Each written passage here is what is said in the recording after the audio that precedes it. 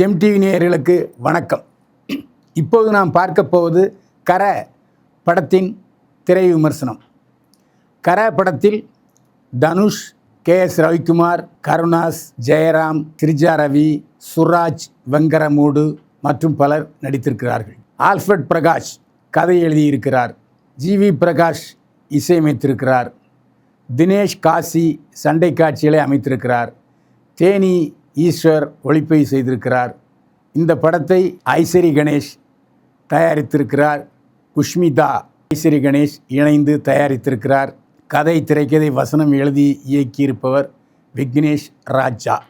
அதனே கரமுறை அப்படி என்று உங்களைப் போல் எனக்கும் சந்தேகம் வந்தது. கருப்பசாமி என்பது தான் சுருக்கமாக கரசாமி என்று சொல்கிறார்கள். தனுஷுக்கு அவங்க அப்பா வச்ச பேர் கரசாமி. அவர் மமிதா பஜ்வை காதலித்து திருமணம் செய்து கொண்டிருக்கிறார். இது அவங்க அப்பா KS ரவிக்குமாருக்கு தெரியாது. கரசாமி என்கிற தனுஷுக்கு வேலை கிடையாது. அப்பா சேர்த்து வச்சுருந்த பணத்தை திருடி எடுத்து கொண்டு வந்துடுவார்.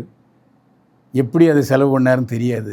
கடைசியில் பூட்டு உடைக்கிற திருட்டு வேலைகளை செய்கிறார். முதல் காட்சியே பிருத்திவி பாண்டியராஜை அழைத்து கொண்டு, டேய் இதான் நான் செய்கிற கடைசி திருட்டு, இதுக்கப்புறம் நான் திருட மாட்டேன்னு சொல்லி ஒரு பெரிய வசதி உள்ள கோடீஸ்வர MLA வீட்டில் போய் திருடுறார். பூட்டெல்லாம் லாவகமாக உடைக்கிறாரு. ஆனால் திடீரென்று வெளியே போயிருந்த MLA குடும்பத்தினர் வந்து விடுகிறார்கள். உள்ளே மாட்டிக்கிறாரு பிருத்திவி பாண்டியராஜும் தனுஷும். பிருத்திவி பாண்டியராஜை தன்னுடைய முதுகில் ஏறி தப்ப வைத்து விடுகிறார். அந்த ஆள் திருடிய பணத்தையும் தவற விட்டுறாரு. மாட்டிக்கொள்கிறார் தனுஷ்.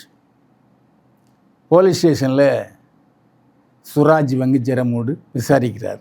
சுராஜ் வெங்கரமூடு இந்த வழக்கை நானே விசாரிக்கிறேன்னு SP கிட்ட பெர்மிஷன் கேட்டு வருவார். ஏன்னா பல வழக்குகளை விசாரிப்பார். எல்லாமே மேல் அதிகாரிகள் பேரை தட்டிட்டு போயிடுவாங்க. இவர் DSPயாகவே இருப்பார்.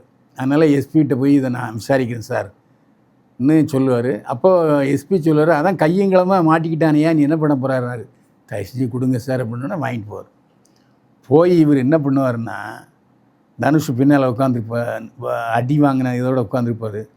டேய் உன்னைய நீயே மாட்டிக்கிட்டேன்னு நான் கேஸ் எழுத மாட்டேன், பணத்தோடு தப்பி போனேன், உன்னை நான் பிடிச்சேன் அப்படின்னு கேஸ் எழுத போகிறேன்.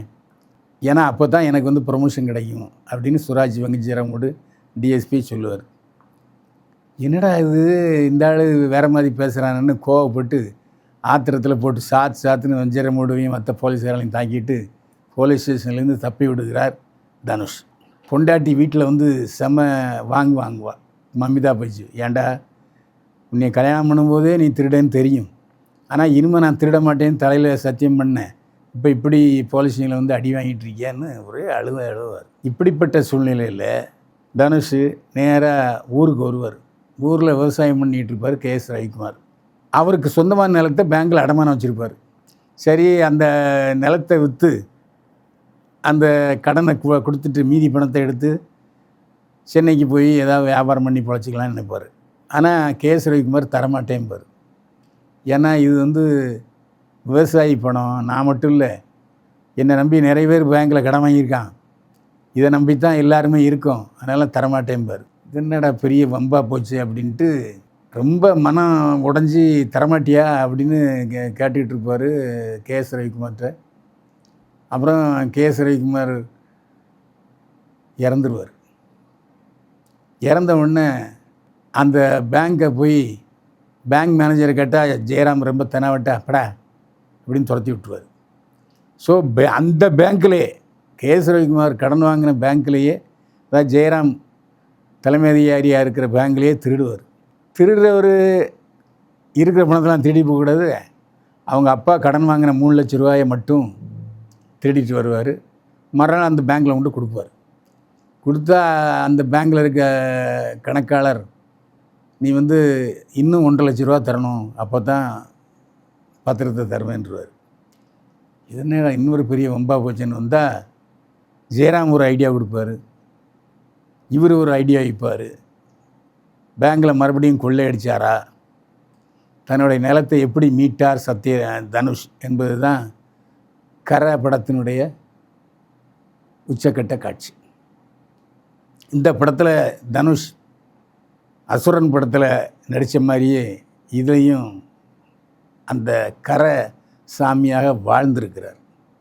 திருடன் எப்படி நடந்துப்பானோ அப்படியே வாழ்ந்திருக்கிறார். தனுஷுக்கு இந்த படம் மிகச்சிறந்த பேரை கொடுக்கும். நிச்சயமாக அவருக்கு சிறந்த தேசிய விருதை வாங்கி தரலாம். தமிழக அரசின் சிறந்த நடிகர் ஆவதற்கு வாய்ப்பு அதிகம். தமிழக அரசு சிறந்த நடிகருக்கான விருதை தனுஷுக்கு கொடுத்தா அந்த விருது கௌரவம் வரும். அந்த அளவுக்கு தனுஷ் வாழ்ந்திருக்கார் மனுஷன். நூல் பிடித்த மாதிரி ஓப்பனிங் சீன்லேருந்து எண்டு சீன் வரைக்கும் மனுஷன் நடிப்பு ராட்சசனாகவே வாழ்ந்திருக்காரு தனுஷ். மமிதா பைஜு அழகான முகம், ஆனால் திருடனுக்கு வாழ்க்கப்பட்டிருக்காரு.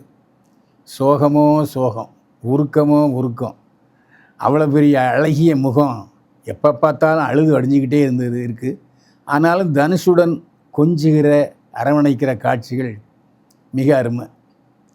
ஆனாலும் மமிதா பைஜுவுக்கு நடிப்பதற்கு இன்னமும் வாய்ப்பு கொடுத்துருக்கலாம் என்றே தோன்றுகிறது. கருணாஸ் தனுஷுடைய தாய்மாமனாக வர்றாரு. இந்த படத்துலேயும் உணர்ச்சி பொங்க கொந்தளிக்கிறது. பேங்க் மேனேஜர் அடிக்கும்போதும் சரி, தனுஷை கன்னத்தில் பலாரன்னு விடும்போதும் சரி, கருணாஸு உணர்ச்சி பிளம்பாகி இருக்கிறார். ஜெயராம், இந்த பூனையும் பால் குடிக்குமா, இவன் இவ்வளவு மோசமான பொறுக்கியா அப்படிங்கிற மாதிரி இந்த படத்தில் ஜெயராம் வில்லனுக்கெல்லாம் வில்லனாகி இருக்கிறார். அதாவது ஒரு அழகான வில்லன். அவர் சிரிக்கிறதே ஒரு தனி சிரிப்பு.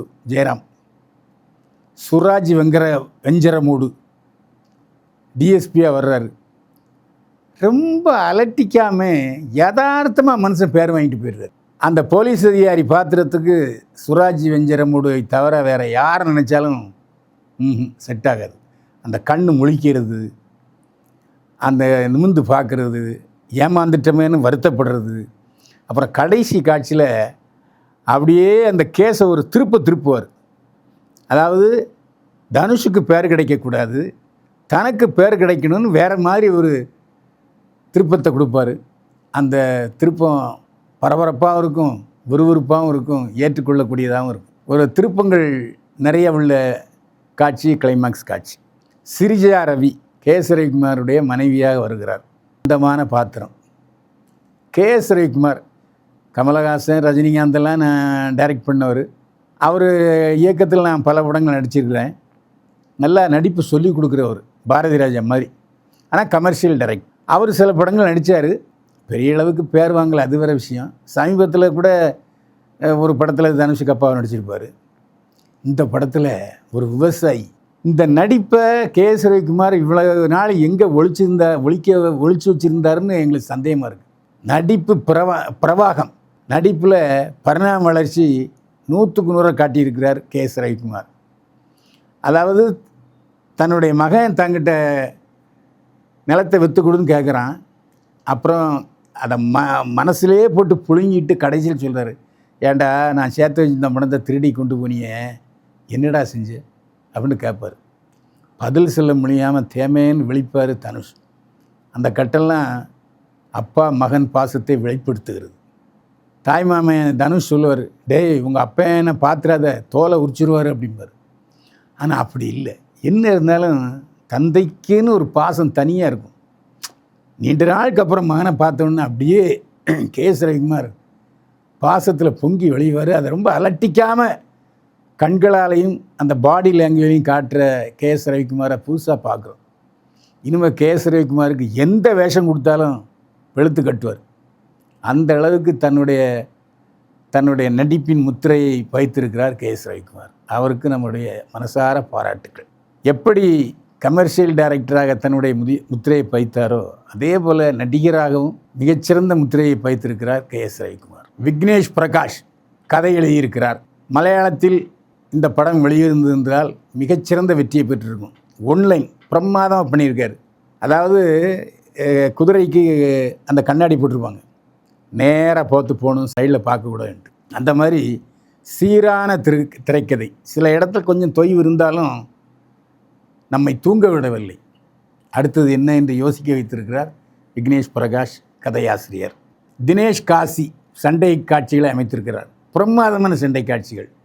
அதாவது டூப்பு போடாமல் இயல்பான சண்டை காட்சிகள், அதாவது ரத்தத்து மயிர்கூச்செறியை வைக்கிற சண்டை காட்சிகள் தினேஷ் காசி. இவர் இனிமேல் முதல் தர சண்டை காட்சி அமைப்பாளராக ஸ்டண்ட் மாஸ்டராக வலம் வருவார் தினேஷ் காசி. அவருக்கு நமது வாழ்த்துக்கள். தேனி ஈஸ்வர் ஒளிப்பதிவு செய்திருக்கிறார். பிரமாதமான ஒளிப்பதிவு. எந்த இடத்துலையும் அவர் சோட போகவே இல்லை. பிரமாதமாக ஒளிப்பதிவு செய்திருக்கிறார். அதாவது அந்த காட்சிக்கு என்ன தேவையோ அந்த ஒளிப்பதிவு கொடுத்துருக்காரு.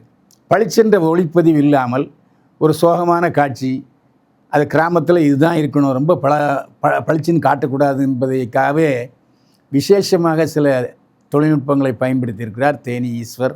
அவருக்கு நமது பாராட்டு. ஜிவி பிரகாஷ் இசையமைத்திருக்கிறார். எல்லாமே மாடுலேஷன் சாங்ஸ், ஒரு மெலடி சாங்கு, ஒரு லவ் சாங்கு அப்படி ஒன்றும் இல்லை. ஆனாலும் பாடல் வரிகள் மிக சிறப்பாக இருக்கின்றன.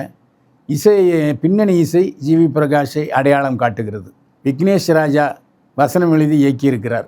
நல்ல படம், தரமான படம், ஆபாசம் இல்லாத படம், இரட்டை அர்த்த வசனம் இல்லாத படம். ஒரு திருடனையும் காட்டியிருக்கிறார், தந்தை மகன் பாசத்தையும் காட்டியிருக்கிறாரு. திருடனுக்கு வாழ்க்கைப்பட்டால் எவ்வளவு சோகத்தை அனுபவிக்க முடியும் என்ற அந்த துர்பாக்கிய மனைவியையும் நமக்கு காட்டியிருக்கிறார். தரமான படம். ஆனால் ஒரே ஒரு சந்தேகத்தை மனசில் வச்சுருக்கேன், கண்டிப்பாக கேட்டுத்தான் ஆகணும். ஏப்பா இந்த கருப்பசாமின்னு சமீபத்தில் படங்களில் ஒரு சாமியை காட்டுறீங்க, அது ஆன்மீகம்தான், நான் இல்லைன்னு சொல்லலை. ஆனால் எல்லா படத்துலேயும் அந்த ஹீரோக்கள்லாம் தப்பான காரியங்களுக்காகவே கருப்பசாமி ஆதரவை கேட்குறாங்களே, அது ஏன்? அது எனக்கு புரியவே இல்லை. அந்த மாதிரி தப்பான காரியங்களை செய்பவர்களையும் ஆதரிப்பவராக கருப்பசாமி, இந்த சந்தேகம் எனக்கு